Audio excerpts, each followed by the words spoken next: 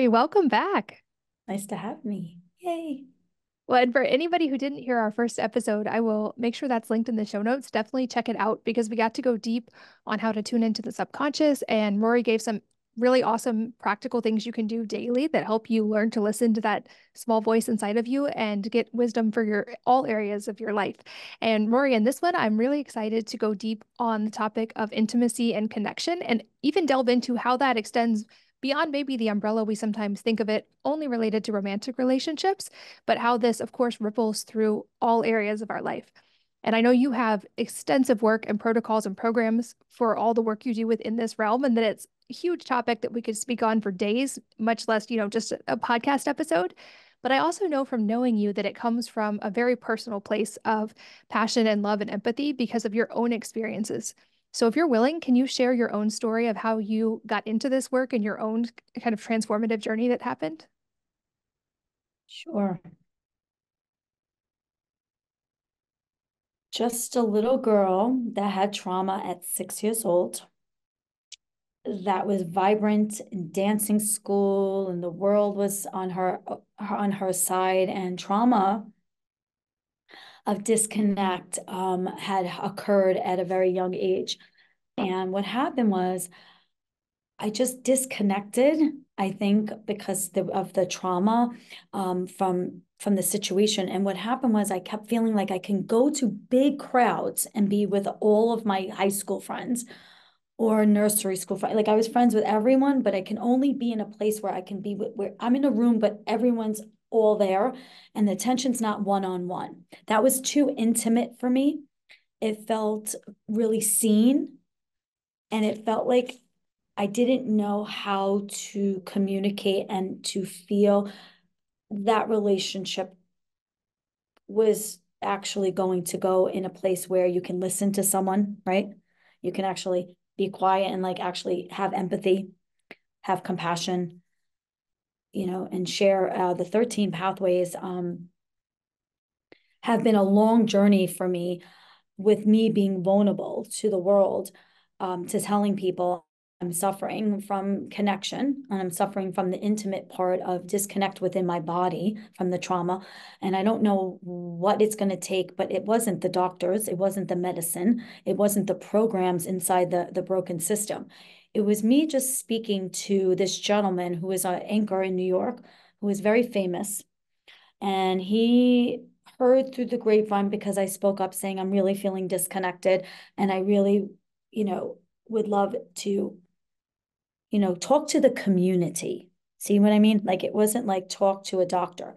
I want my community around me. I'm not able to have intimate relationships with women, relationships with friendships, things like that. So this gentleman had dinner with me in New York, and he goes, Rori, I heard through the community that you have been really, really wanting to dive deeper into maybe a thesis on intimacy and connection. I had read 450 books. I'm going to give you the rights to the 13 pathways, and I want you to work through all of these pathways to find a place of freedom. You're not meant, because of your trauma, to stay and not have freedom. And I believe in you. And he wrote an NDA, and he wrote out, I can do a program.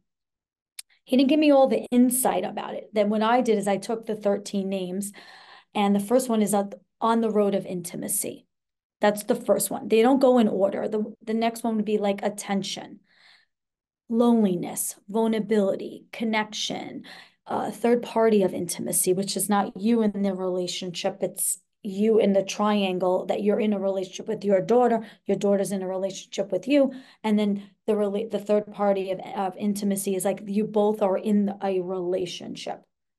Okay. So it's like so these are like very deep rooted stuff that I realize I'm in a relationship with myself. I'm in a relationship with my mother, but I am going to sacrifice and doubt something in that relationship to be called a separate part of the triangle, because that was causing me heaviness growing up with a mom that was, for me, was my biggest life lesson. So these were the little things that I started working through on my own program to do exercises with my mom and for myself in order to not get triggered and not become that little girl that will stay traumatized. So that's some of the work that he gave me. And the story that goes with it is that I every day work on one of those pathways to continue the work to stay connected. In order for me to come here with Katie today, I had to do multiple things to share with the audience. Because remember, what did I say? I work through to be intimate. We're intimate together today. It's just me and you in a room, where I was not able to do that unless everyone was in the room, and I felt like I wasn't too much attention on me. So what I did to prepare is I said, what's going on? First thing I did was I breathed and I asked for connection to my source and say, thank you so much for this time. I'm healed. I'm excited for this one-on-one because this is what I've always dreamed of having, and it's happening. And thank you. I love you. I forgive you. I say the Hawaii prayer. And that's where I have to say the 13 pathways is a life journey every day to better my relationships with my coworkers, my friends, my family, myself, and my pet. I even have exercises for pets. So that's a little bit about my story, and how I overcome it. Yeah. And I'm curious if there are things that like commonly come up maybe within this particular work. Like as you were just speaking, I was thinking, I would guess many women listening could resonate with the idea of maybe struggling with friendships with other women or healing from, past experiences that made them cautious or reserved in those relationships, or with their mother. You mentioned your mom, and I know certainly our parents seem to have a unique way of affecting us that we get to work through as adults when that relationship shifts from child to adult to adult to adult. But are there areas like that where patterns typically come up, especially for women and moms that you see in your work? Yeah, it's the competition. It's the, do I see, it's mainly like what's going on lately is like the women are going to these sports games with their kids, and like they feel like they're not mingling, or maybe they are not in like the same, they want to like connect with their kids team, like other moms, but they're feeling like they're in judgment that they're different. So we come to a place where we stay and we do some of the work together for experiential practices. So it's kind of fake it till you make it. And what these experiences are is that they go to the game and they have an actual play role of what they need to do in order to break through that limiting belief. So they're experiential exercises. So yes, women have been having recently, I had about three recently, like that's what's fresh in my mind, is that they were like, I'm not connecting to other women on the other team. I really want to connect. I want to be able to carpool. I really want to be able to, connect with people that I spend most of my time these days, going and running into sports and things like that. So they practice and exercise because they'll always say someone's triggering me, and that girl is triggering me, and she's part of the whole group. And then I go and I do these experiential experiences for that person to go break through that barrier. So they fake it till they make it to get the outcome, because they desire is what they come up with. They go, I want to desire to be part of this group. I have to be there anyway. Something in me is in judgment. Something in me feels like someone out of line speaks over me. So they basically work on the relationship with those people that they don't know that they're working with. And I bet that of course ripples into that I don't think I relationship. answered it correctly. Yeah, I don't think we answered that, like what you were really wanting. So can you ask another question in a way? Because maybe I didn't get clear on that. Sorry. Yeah, I'm just curious if, especially for women, if there are things that are more commonly found when they start doing the intimacy work, whether it's like, is it a relationship with themselves that they have trouble with? Like, I know I, like you, had trauma in my past and sort of like dissociated and wasn't fully like in my body. It wasn't fully present with my emotions for a really long time. And I had to like relearn that whole process. Are there pieces of the self that show up often? Is it relationships with romantic partners that show up most, or with kids, or where do you see women seemingly like commonly struggling the most in this work? Oh, okay. Not communicating. My number one thing for women, even men these days, the number one thing in my program for the 13 pathways is the communication of what they desire, what they want, and they are afraid to express it, to hurt someone's feelings, to not have a voice in the bedroom, and to really, I teach them tantra tricks and saying like, where these exercises that are in this program actually help the woman go into an experience that's timed and it's experiential, where it's very explains very detailed. So the woman would say, I feel disconnected. I don't really know how to express how I want to feel intimate because he's too much pressure, or he's not light on his fingertips, or he kissed so hard and it, like I feel like I just now disconnected from kissing because it's like, how many times can I say it a way that he can't hear me? So this intimate and connection is all experientials of how to communicate your desires in a safe environment. So this, for instance, the woman would say, honey, can you go on this app Rory has created? And I want to do this experience where I can create my desire for 10 minutes. And would you be open to playing this game? So in the 10 minutes, she would say, my desire, Fred, is to take a bath, and you put the bath on and you would brush my hair in silence just so I can feel like your love. And then if it's okay, to dry me off, put me on the bed, and, I'll show you the way I like to the touch. So she shows him, and I would love for you to use this feather and whatever. And I would love to look in your eyes and just breathe together. No, nothing more than that. Then he would then say in the program, this is what I hear as your desire. And he would repeat everything that she said. And if not, she would say, oh, I just want to repeat back that this is all. And then she repeats it again. And then they play out the role for 10 minutes. It helps the woman and the man, it's not just the woman, express desire. They're in an experiential experience. That's what I'm about. And that they're willing to play the game. So she can be heard, she can actually feel and express in another way, and just be able to relax for 10 minutes, all about her. And then the person A went first, partner B, the gentleman or the female, would then go next and do the same thing that they desire.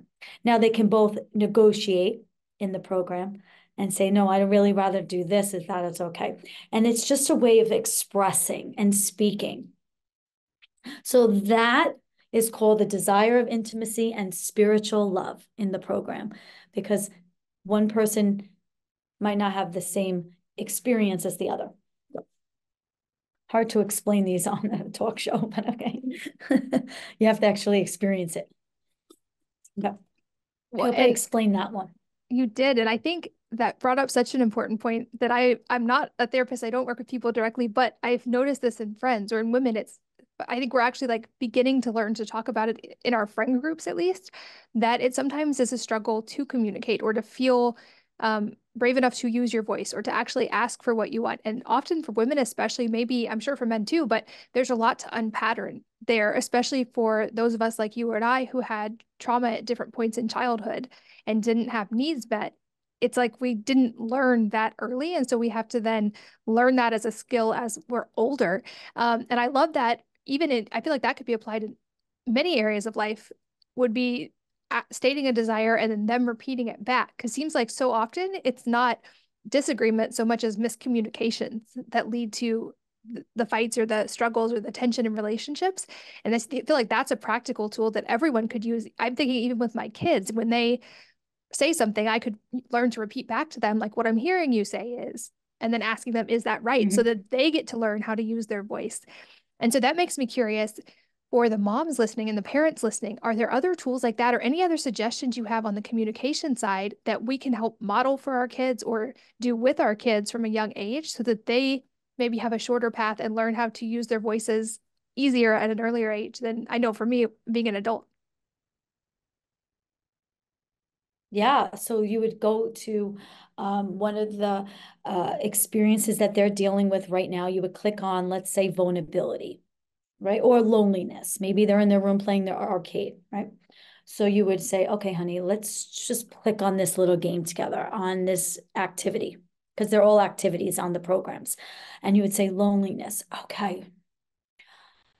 It gives them a place to do an activity together where they're not consciously having a dialogue like over dinner and having like to have a conversation. That does not work a lot of times, right? But playing a game that they can express themselves is the outcome that I believe that works.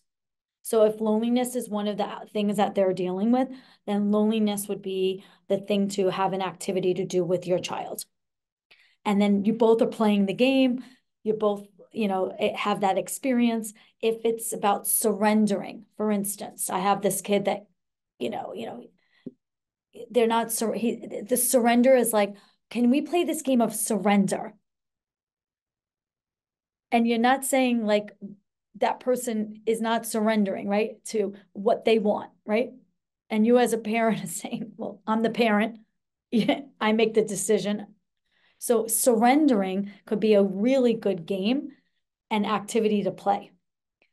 And that way you're experiencing what surrendering is. And then in that outcome, something happens. Something happens in the intimacy of vulnerability. They share something that they maybe wouldn't express in communications with their mom, but then in the game and in the activity, they're expressing. And then they feel bonding with their child even more. Because here, you don't have to communicate on the conversational pieces that you've always had on the way to school. On like this is your conversation. But the games and activities are designed to break those barriers for like that's the connection part. So the intimacy is doing the activity. And then the outcome is the connection is profound. You feel so close after you do an activity with someone. It's just communication games. Seems like communication solves a lot of problems for sure. And where can people find? You mentioned your app. We also talked about your book in the past episode, but I know you also have a free gift for everybody listening, very specific to this intimacy and connection piece. So can you let people know where all of those are? Because I know you have a tremendous amount of resources available for this.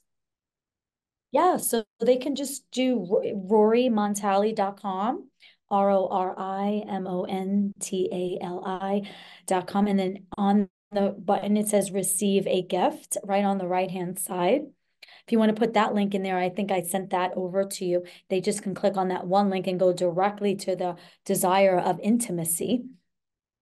And I think that's where it all stems from, is to give you that free gift, is the desire of intimacy of multiple different areas. One is with self, what's your desire, coworkers and friends, and then lovers. So there's like three beautiful main video of a lesson on desire of intimacy, and then you opt in and you get the three videos to practice. And that's a great start to get a little taste of Rori and what we do.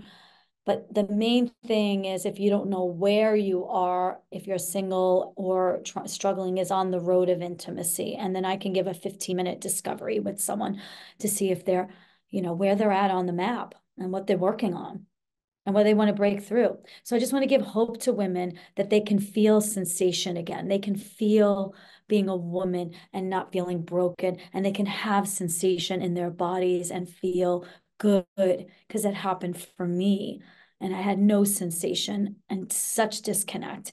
And now, because I speak I know when I'm with someone, I know how to create an environment that feels safe, but feels heard. And then I get to feel what we're supposed to feel good. We're supposed to feel good in our bodies and have pleasure. It's really important for women to know that it's possible to heal that aspect of every ounce of their body was not meant to be broken. And that is my mission, is to help people feel sensation since I didn't have anything. But I got it all back, and it's more than I could ever ask. And I think most people think, oh, I'm in menopause. Even some people say to me, I go, I'm in it too, and I'm feeling more than I've ever felt before because I tell myself that I did the work. So you have to do the work in a way to not disconnect. And when you're lit up, Katie, and you feel like a woman and you're sexy and you feel turned on, it's not shameful to be turned on. I just want to let people know that it's not taboo. It's like feel turned on. And that's great to do in all aspects of your life, is to be sexy and hot. You hot mamas. That's what I want to say. Well, that's a perfect place, I think, to begin to wrap up for today. And I'll, of course, make sure all those links are easy to find for you guys listening on the go. Everything's at wellnessmama.com, or, of course, we're your website as well, which I'll link there. But I love that we got to really delve into the world of intimacy and connection. It seems like, especially in the modern world, these are things that have become more difficult. And I love that your work comes from such a place of your personal journey, your vulnerability, and now your passion for helping others, which I know is everyone, but also especially women. And I'm really grateful for your time today and for us getting to finally have this conversation and record it. So thank you for being here. Thank you so much. Thank And you. thank you, as always, for sharing your most valuable resources, your time, your energy, and your attention with us today. We're both so grateful that you did. And I hope that you will join me again on the next episode of the Wellness Mama podcast.